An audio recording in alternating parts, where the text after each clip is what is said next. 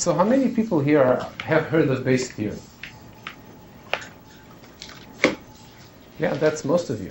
Okay, so Bayes' theorem is like a household word these days, right? Which is kind of amazing. What is Bayes' theorem, right? And why is it so important? Well, first of all, Bayes' theorem is something so simple, it's barely worth calling it a theorem. Right? So this is, and the proof of Bayes' theorem is actually so simple that you usually barely even see it. So what is Bayes' theorem and why is it true? And then we'll see why it's important, right? Usually you call something a theorem because it's a combination of it being difficult and being important. In the case of Bayes' theorem, it's not difficult at all, but it's so important that it rises up to the level of being called a theorem. So here's Bayes' theorem. So let's say that H is my hypothesis. And this hypothesis could be something as simple as, I'm a doctor and I'm diagnosing the fact that you have cancer or not, right? So it's just a binary hypothesis. You have cancer or you don't have cancer. Or it could be a whole decision tree, right? You give me a bunch of clickstream data, and from that I induce my hypothesis about how people behave, right? What makes you leave my site? What makes you click on this page? What makes you do this and that, okay? So this is the hypothesis. And D is the data, okay? And what I want to know is what is the probability of my hypothesis given the data, right? I want the fact that I've seen this data, these measurements or these tests or symptoms or these click streams. I want my hypothesis or my choice of hypothesis to be influenced by the data that I have. And Bayes' theorem is an answer to the question of how do you do that? So here's Bayes' theorem. It says that the probability of the hypothesis given the data is a product of two things divided by a third. The first thing, P of H, is what's called the prior probability of the hypothesis. It's how much you believe in the hypothesis before you even see the data. Like I'm diagnosing, say, people for breast cancer, and I can have a prior probability that somebody has breast cancer before I've even seen them. Right? Before you even walk in my office, I don't know anything about it, so like, 1% of people get breast cancer. That's my prior probability. Okay? It's how much you believe in the hypothesis before you've seen anything. The second term is the probability of the data given the hypothesis. This is, for example, the probability that your test for, say, TB will come out positive given that you do have TB. Okay? If you think of the hypothesis as the cause and the data as the effect of that cause, like, for example, you have these symptoms because you have this disease, or there are these words in the document because it's about, sports or something, then what this is really saying is what is the probability that this cause produces these effects, right? What are the chances that you have, a high temperature if you have the flu, right? That's what this is doing. And finally, this term here is just the probability of the data. This is the probability of seeing that data irrespective of which hypothesis is true, right? What is your probability of having, a high temperature, irrespective of, which disease you have or of whether you have any disease at all? Okay. And so Bayes' theorem just says that the probability of the hypothesis given the data is the prior probability of the hypothesis times the probability of the data given the hypothesis, also known as the likelihood, divided by the probability of the data. Okay. So we're going to see an example of this shortly, but first of all, why is this true? And the reason that this is true is actually shockingly simple. It just has to do with the following. You see this P of D here? If you put it over on this side, right, what you get is P of D, right? I can multiply both sides by P of D. This appears from the right-hand side and it appears on the left side. It just says P of D times P of H given D is the same as P of D given H times P of H, right? And if you think about it, these are just two different ways of computing the probability of D and H. The probability that the hypothesis is true and I see this data is the probability that the hypothesis is true and then I see the data given that it's true. Right? This is one option. The other option is that, well, this is the probability of the data and this is the probability of the hypothesis given the data, right? So these are just two different ways of writing the joint probability of these two things. And Bayes' theorem is just a one-line consequence of that. So Bayes' theorem is really just a restatement of the definition of conditional probability, which you might remember from your Stats 101, all those years ago. Okay? Questions about this so far?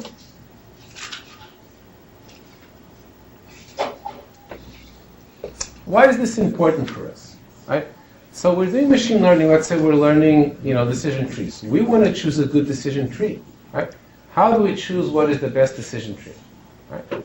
This actually, Bayes' theorem gives us a way to decide which decision trees are better and which ones are not so good. Namely, the better decision trees, or the better whatever, are the ones that have the higher posterior probability, hence the name MAP, maximum a posteriori. And that posterior probability is a function of two things. One is how much you believe the hypothesis a priori, and the second one is how well those hypotheses agree with the data. Okay? So let's say that, let's call my most probable hypothesis my HMAP, right?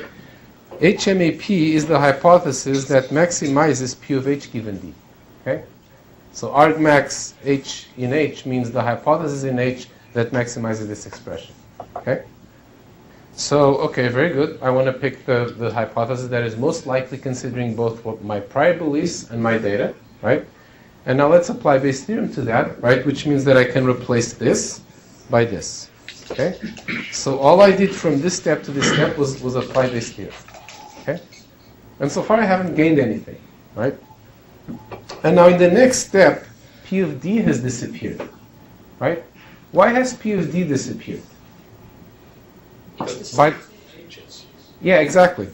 P of D is the same for all the hypotheses, right? It's the probability of the data irrespective of the hypothesis, right? And so it's the same for all the hypotheses and doesn't affect, it's going to affect the value of the MEP, of the posterior probabilities, but it's not going to affect the choice of MEP hypothesis, right? Because it's going to raise or lower them all by the same amount and the winner is still going to be the same, okay? So we get this. And now you might ask the question, okay, but what was the benefit in going from here to here?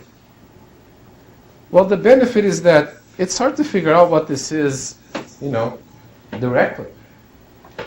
Now this has divided things into two pieces.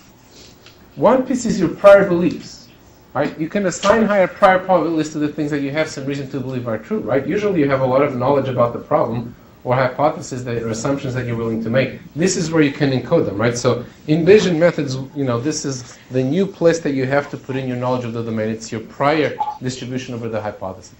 Okay? You could say that some things are completely impossible. You just don't believe that they could happen. Or you could say that some things are possible, but one is twice as likely as the other, and so on and so forth. Okay? For example, you could say that larger decision trees are less likely than smaller ones, because you believe that your phenomenon really is described by a small decision tree. Okay? But turns out we can simplify this even more. We can, let's say, and this is often the case, that we really are lazy, right? As I keep saying, machine learning is great if you're lazy, like me.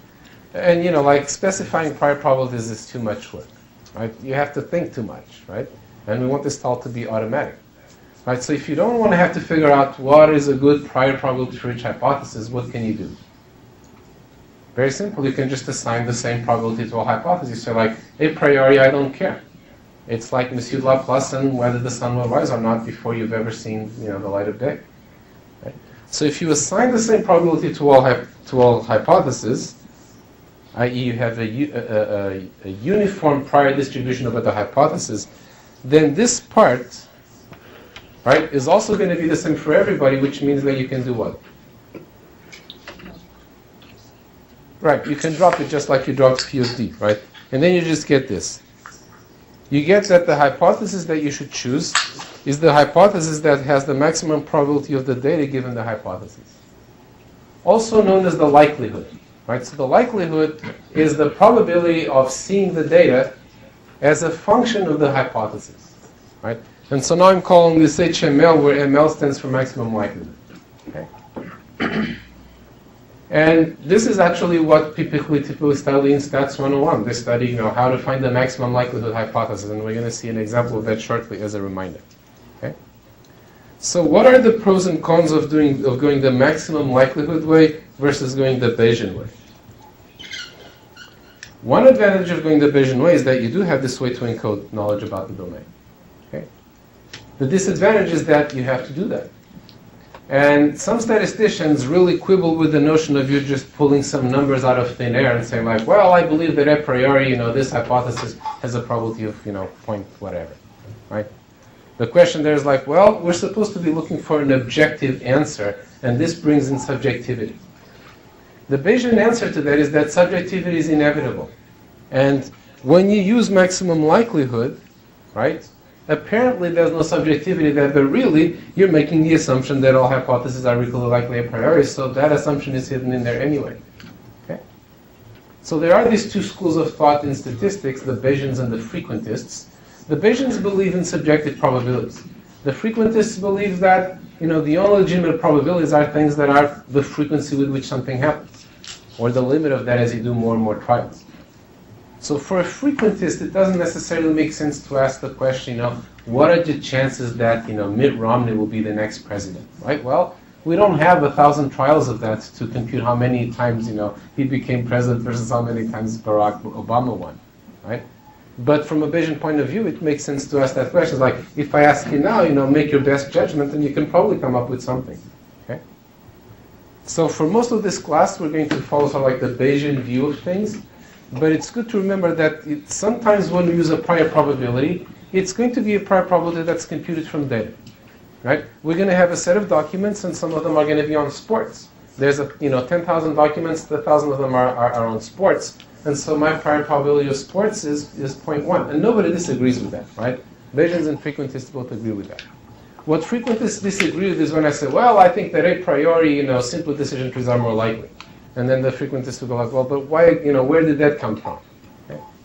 So, I think the right attitude to these things is to not fall into either camp, but to be open-minded and to use the appropriate tool for the job, right? So I think we should look at this as it's one more set of tools that we have to do machine learning with. Okay? All right, so let's see a nice example. Classic example of Bayes' theory. All right, we have a patient. And we want to decide if this patient has cancer or not. Okay? So the patient takes a lab test. Right? This is actually literally what happens when you go in. But lab tests are not perfect. Right? If the lab test says that you have cancer, you don't have 100% certainty that you have cancer and vice versa. Okay? So, but let's say that the patient went in and the result was positive, but the test only returns a correct positive result in 98% of the cases where the cancer really is there. Okay? So when the cancer is there, with 98% probability, the test is positive, which means it's a pretty accurate test, but it's still not perfect. Okay? Conversely, let's suppose that the person does not have cancer, then this test, in 97% of those cases, the test correctly comes out negative. Okay? So again, it's pretty accurate, but it's not perfect. And notice that the probabilities are different in the two cases, right? In general, the probabilities of false positives and false negatives are not going to be the same. Okay? Now, there's one more piece of information that we need to have before we can answer the question, what is the probability that the patient has cancer? Right? This is a very typical application of Bayes' theorem, because what we know is the probability of the test being positive given that the patient has cancer, right? We can compute the probability of the effect given the cause. But really what we want to have is the probability of the cause given the effect. Given that this test was positive, what we really want to know is like, what are the chances that this patient has cancer, right? And this is what Bayes' theory is going to do for us. But for that, we need one more very important number, which is the prior probability of cancer in the population. Right? A priori, before you even do the test, before you see anything, what are the chances that somebody has cancer? And those mercifully are pretty low. Let's say it's 0.008. Okay? So now let's do this as an exercise. Okay? So what is the probability of cancer? 0.008. Okay. What is the probability of the test coming out negative? Sorry. What is the probability that the patient does not have cancer? 0.992. Correct. What is the probability of the test being positive given that the patient has cancer? 0.98. Right. This is the easy part. What is the probability that the test comes out negative given that the patient has cancer?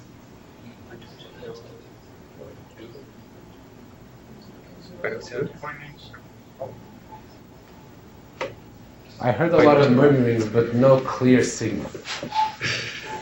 Be confident.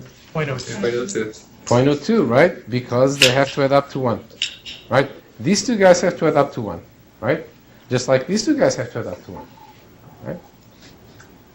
So you guys did this one very quickly, right? Sometimes questions are so easy that you start thinking it might be a trick question in the end, right?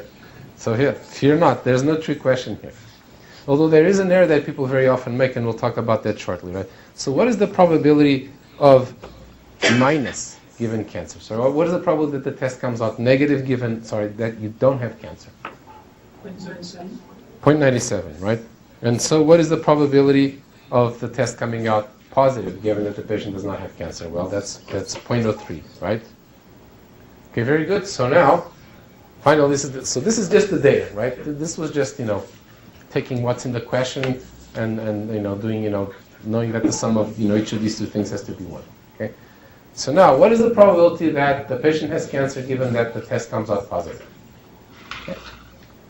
Let's write Bayes' theorem. Let's start by writing down Bayes' theorem. Okay, so what do I need to write here? Let me do the first step. It's the prior probability of cancer. I'll just represent it as C, right? Times what? Right. Probability of plus given cancer, right? Divided by what?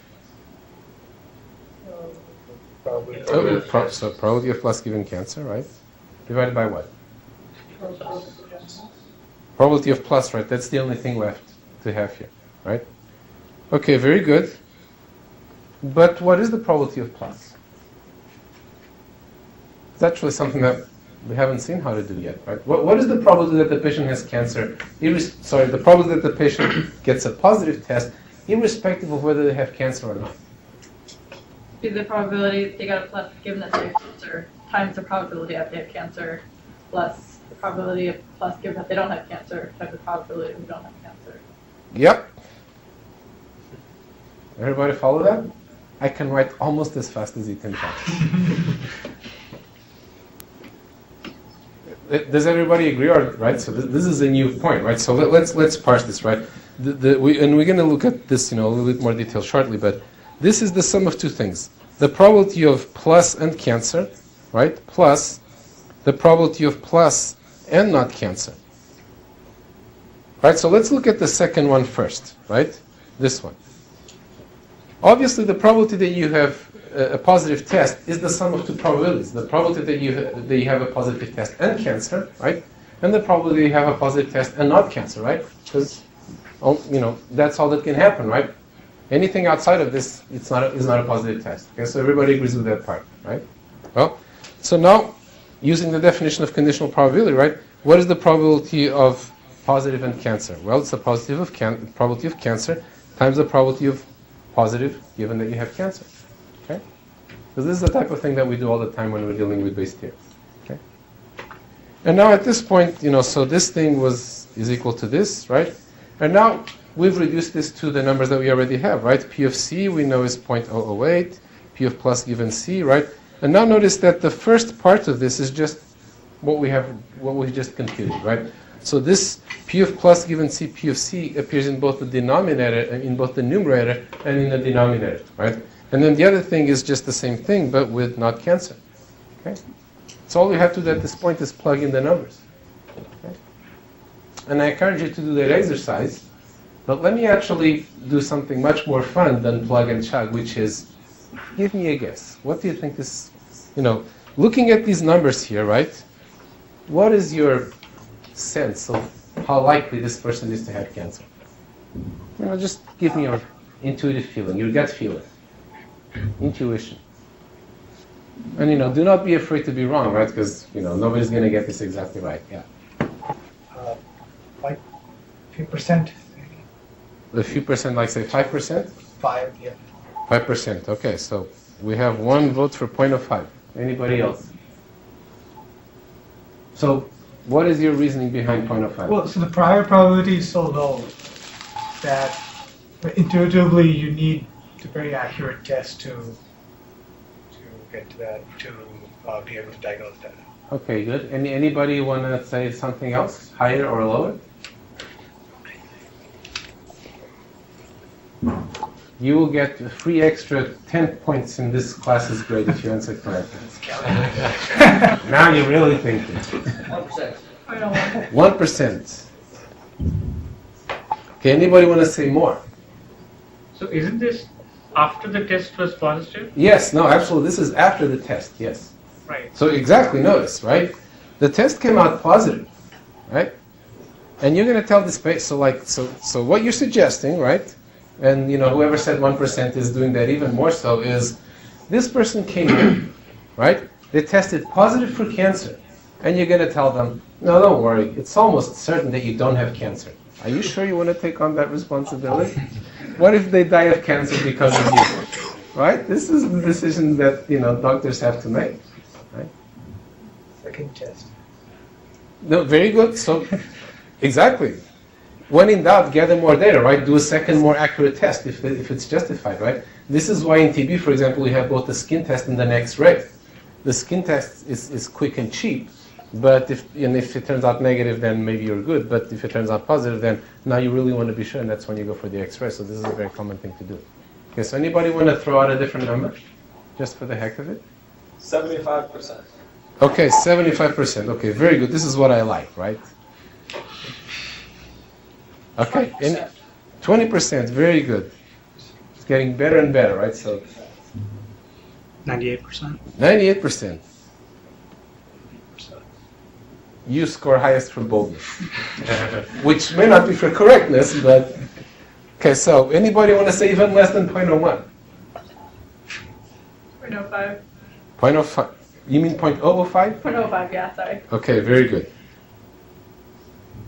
I honestly don't remember what the answer is, right? So I'm a totally unbiased, host of this game, right?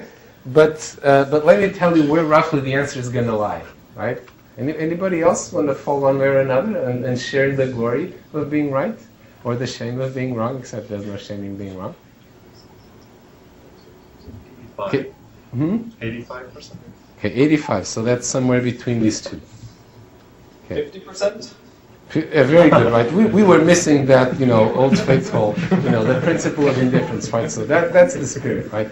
But that's the spirit when you don't have data. And in this case, we do have data. So, okay, but the interesting thing here is, you guys are all over the map, right? So what? Near 50% is. You believe near 50%? Okay, so we have 2 votes for near 50%, but somebody here is saying no. No, it's closer to Right. 1%. So, okay, so, for example, he's pretty confident that it's pretty close to 1%. Okay, and the answer is, see, we have this, we have this scale here, and as I said, I don't remember the exact value, but I can tell you, and you just have to plug in the numbers and verify that the right answer is 200%. No, just kidding. The right answer is going to be in the low end of the spectrum. Why is the right answer in the low end of the spectrum? Well, first of all, there was a test, and the test did come out positive, right? So this absolutely has to increase the probability that the patient has cancer, right? Otherwise, the test would be useless, right? So the probability that the probability that the patient has cancer goes up a lot, as a result of the test, right? And when you get this number, you can compare with the prior probability and go like, yes, this really increased a lot. But the thing is that it's starting from such a low basis, right? Remember, the prior probability is 0.008, right? So even if we go with the 0.01, right? This is already an increase, right? I mean, it does increase some, right? It's not going to be 0.008105, right? But here's the thing to remember is that, and this is actually something that people forget all the time. Even trained doctors tend to do this, which is they forget the prior. They just look at the accumulating evidence and say like, now it must be really likely that this person has cancer. And they don't realize that this is the difference between probability and determinism, is that these are just incomplete pieces of evidence. They move the needle, right? But if you're starting from a very low probability, even after moving the needle for a while, you still have a low probability. Okay? So you wind up with a probability that is substantially larger than this, but is much less than 50%. Okay? And again, this is something that happens again and again. Is you have something for which the prior probability, also known as the Bayes rate, is very low. And human beings, for some reason, just tend to not take that into account. And then they make all sorts of judgments that are very off for this reason. In fact, there's a couple of psychologists, Tversky and Kahneman, who actually won the Nobel Prize in economics for having a whole series of studies of how people are, at least apparently rational. And one of the most famous ones is exactly this. You give people a bunch of these judgments, and they get them wrong. So those of you who got this wrong, don't worry, you're in very good company. Most of mankind agrees with you. Okay? On the other hand, it is the case that you can't ignore the base rate. However, just in case the lows are gloating too much at this point, there's a twist to this story, right? Let's say, let's just say for the sake of argument that the probability comes out 0.1. Okay? Does this mean that you can tell this patient to go home happy? Well, it can't be, right? Because if that was the case, then there was no point in doing the test, right? They probably didn't have cancer before the test. That's the prior probability, and they probably still don't have cancer, right? So let's say that the probability went, again, in very, very round numbers from being 0.01 to being 0.1, right? Why is it that 0.1 is something that maybe the patient needs to worry about, whereas 0.01 is not? Because it's 10 times more. Indeed, it's 10 times more, so it's a big increase, right? But actually picture yourself, right? You just went into the doctor's office, right? You had a test, and they said you have a 10% probability of having cancer, right? Actually, the good doctors will actually do this for you. They will tell you what the probabilities are, maybe even without the numbers, and they will let you make the decision. And now you have a choice between the following things, right? You are going to go home and not worry about it because, 9/10 probability you don't have cancer. Or, again, this is a very common situation. You are now going to do an invasive procedure. Are they really going to dig into your chest or your leg or whatever and figure out if you have cancer or not, and hopefully if you have it, they'll remove it. Okay, so which one are you going to do? And let's say this invasive procedure, for the sake of argument, something that, you're going to have to go in one day and, it's going to be unpleasant but not too painful, and then you're going to have some recovery period of a week. So what would you do? Is the invasive procedure going to be shorter? Exactly. Good point. Let's assume for the sake of simplicity that that procedure will get rid of your cancer for sure. So there's no uncertainty there, right? So you know that you have a 10% probability of cancer. Do you want to do it? Do you want to do the surgery or not? It depends on the person, but 10% is enough to scare someone. Exactly. So both of those things are very true. It depends very much on the person, which is why it should be the person making the decision. But the other thing I think it also depends on the cost of the procedure, whether or not it's covered by your insurance. It might be considered experimental. Absolutely, right? So if it's going to bankrupt you and then you're going to be alive, but they're poor, you're right. So let's think of precisely. So whether or not you're going to go for the procedure depends on how much it's going to cost in money, how much it's going to cost in pain, how much it's going to cost in time, right? But the reason why you might want to go for it, even with a 10% probability, is that if you have cancer and you don't do the procedure, you die. That's the highest cost you can imagine paying, short of, being tortured all your life or something, right? So this is actually something that we've already alluded to before, but, this is a very, nice case where it shows up, is that what really matters to you is not what is the most likely thing, right? Is what is the outcome that is best for you, given the information that you have. If you really value your life a lot, right, and let's say that the total cost in dollar equivalent of this is $5,000, well, with 10% probability, you waste $5,000, right? With 90% probability, you waste $5,000. But with 10% probability, right, you've just saved your life. So if you think your life is worth at least $50,000, you actually want to go with the procedure. And studies show that people tend to value their life at more on the order of millions of dollars. How do people find this out? They ask you questions like, for example, you could get a new job in a different location where you will pay X more, but now you're going to have, a longer commute and an increased chance of dying in a car accident. And you can see how much people value their life by, the trade-off between the two. Okay, so the bottom line is, the probability is still low, but it could have put you over the threshold where you decide to go for the procedure. Okay? Hopefully what happens on a good day is that you can do a second better test that is still not too expensive, and then that one will tell you much more surely what's going to happen. Okay? So these are two very important things to keep in mind when dealing with applications of Bayes' theorem, or really decision making in general. One is, do not forget the priors because they can make all the difference. But number two is, you don't just care which outcome is more likely, you care which outcome has the highest expected utility for you. That's actually the technical term, is the highest expected utility. The expected utility of dying is, the minimum you could possibly have, right? And the maximum expected utility is living, a long, happy, and healthy life. Okay? Any questions about this? Okay, so hopefully this example kind of, made everything a little more concrete.